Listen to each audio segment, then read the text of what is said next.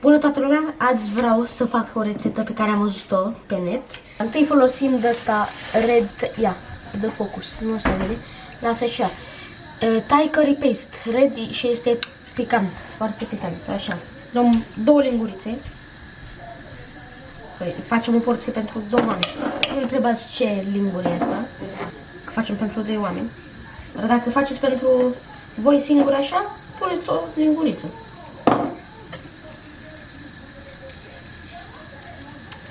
Așa. Acum luăm o lingură de unde araide. Am luat de la Mega Image. Luați o lingură, dacă faceți pentru 2 oameni, luați o lingură frumoasă așa. Puneți acolo așa. Mestecați puțin așa, și acolo în tigaie. Usturoi. Ia uitați, așa. Bun. Se simte mirosul de aici. Bine, stau fix lângă tigaie, adică normal să se miroasă.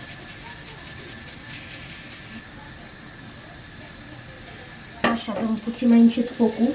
Acum folosim supă de pui, adică chicken stock. Punem acolo ca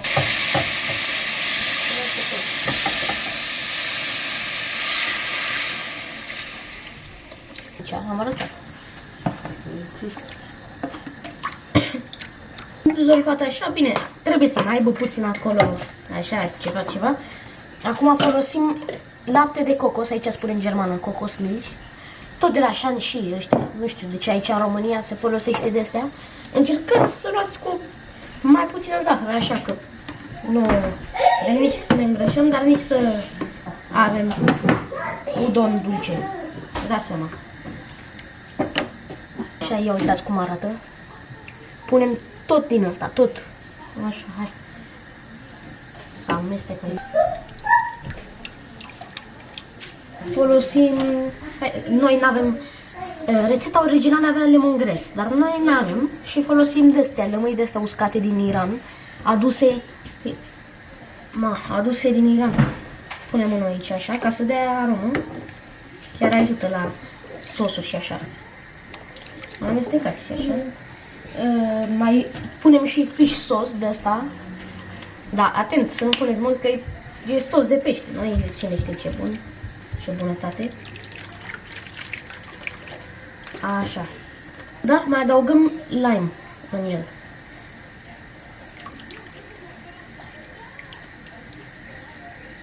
Așa. Așa, și eu amestecăm, așteptăm aici, așa. Și stăm. Îmi place lămâia aia. Ok, noi avem 2 pachete de udon.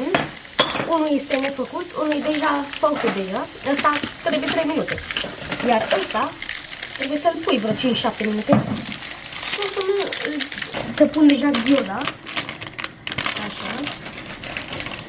Câte pune? Pun pe toate?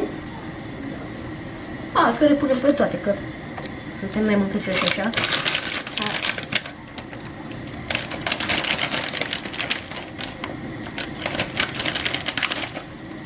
Așa, hai.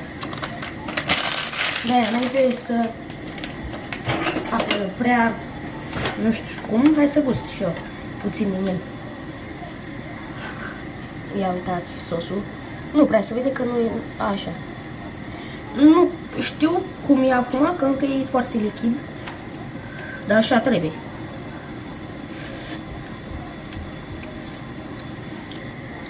Da, e bun.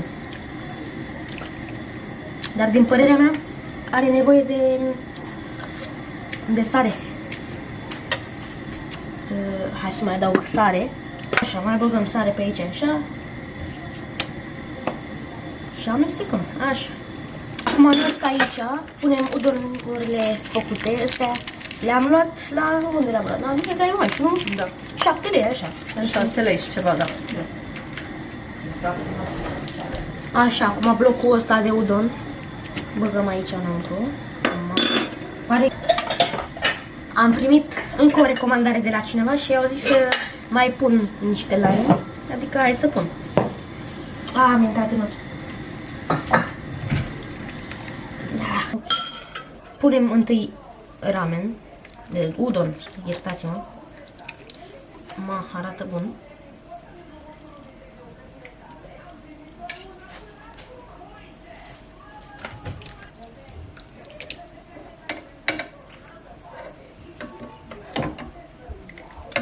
Punem zeamă.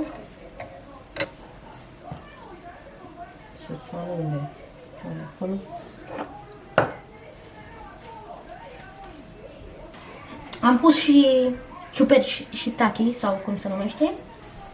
Am pus coriandru și semințe negre de susan. Așa, am încercat și eu cum se poate, așa. Hai să gustăm.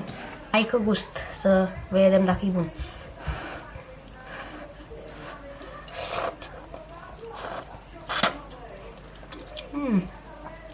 E bun, ia să gustăm și un gyoza.